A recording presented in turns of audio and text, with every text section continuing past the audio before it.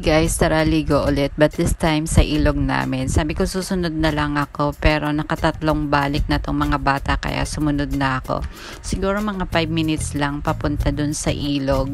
Nayog nga pala ang tawag sa ilog namin na malapit dito sa barangay. Okay, ready na ang lahat. Tara, umpisa na nating maglakad. Uy, may pa-speaker. Nakikita nyo yung shed na yan? Diyan nabubuo ang pangarap ng mga marites. Char. Paa check. Kasama check. Langit check. Ang ganda. Ang dami ko nakitang nagtitinda ng halo-halo. Siguro pangatlo na to sa mga nakita ko. Kasi nga summer plus Holy Week and super init. Kasama rin nga pala namin yung nakatricycle, may-ari ng supermarket ng barangay. Char. At nakikita nyo nilalakaran ko. Sementado. Dati, putikan, lusakan yan. Ngayon ang ganda. Salamat sa barangay official na paisipan nyo pong pasiminto ito. Hindi na po kami mahihirapan. Char. Ang galing. Uy, malapit na tayo sa nayog namin. Mapapakita ko na sa inyo ang nayog namin. Ang legendary nayog ng aming barangay. Ang cute ng kubo. Hindi ko nakilala kung sino mga nakatira dyan. Dati, may bahay dun sa may kanto na yon. Tapos ito, dati pa rin, ganyan pa rin yan. Matagal na kasi ako dito hindi nakapunta. Hindi pa ganito. Yung last na punta ko dito, putikan pa. Kakaloka. Nagmamaganda lang. Char. Yan na, malapit na. Lalo na dito sa part na to. Super putik dyan dati. My God, kaya tamad ako noon dati pag nauwi ako dito. Tamad ako magpailog kasi nga putikan. Pero ngayon, sementado na. Nakakarating na ang mga motor. Pwede rin sasakyan. Holy Week kasi ngayon kaya ayun, daming mga motor. Maraming tao dito sa ilog.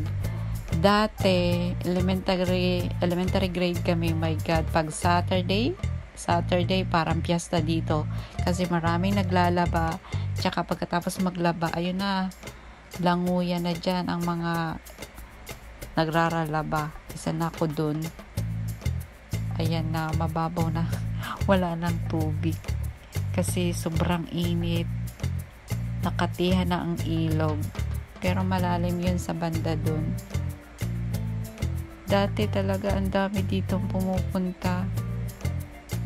Siguro natakot kasi nga may nalunod na kasi dyan. Siguro mga 3. Mga hindi taga rito yun sa barangay namin. Mga dayo yun.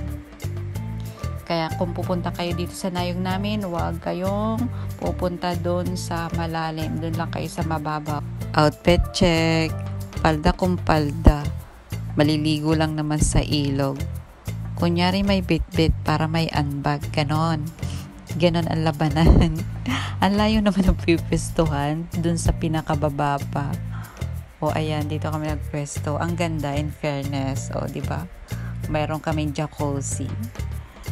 May sariling jacuzzi. Ayan yung may-ari ng supermarket ng barangay. Naglalaba, nagdadagpo. Ang ganda dito, promise.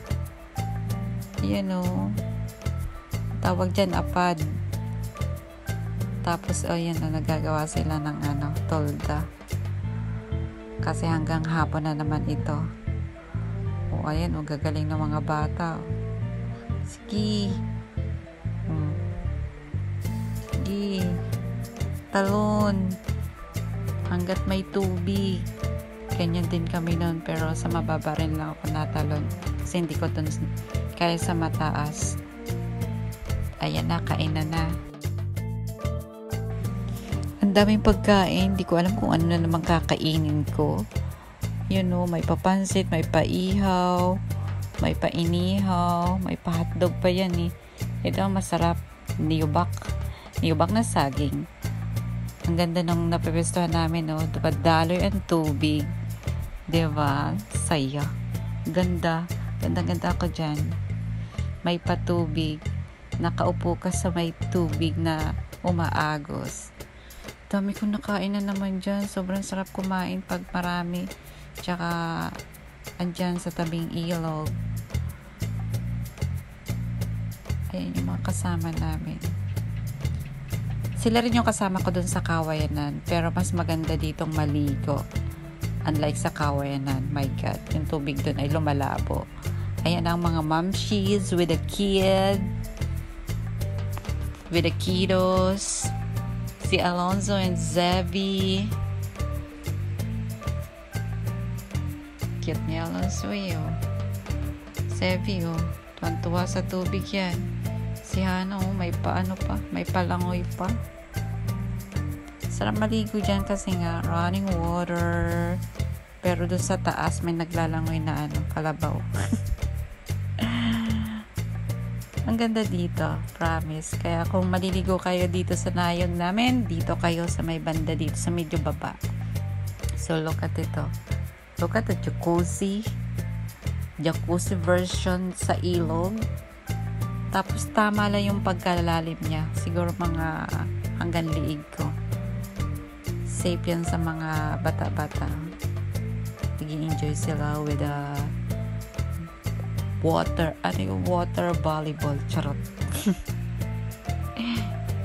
Ayan na yung tapos nang magkainan, tingnan yung tubig galing, dami pa natirang pagkain.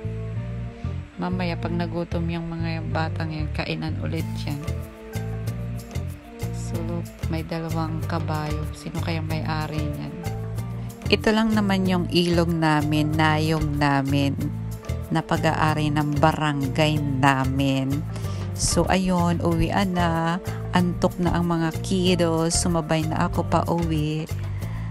Ang sarap kumain. Sana nag-enjoy po kayo manood.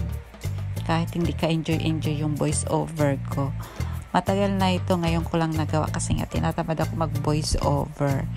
So cute si Viet ni Alonzo. Antok na. So hanggang dito na lang. See you for the next one. Bye bye.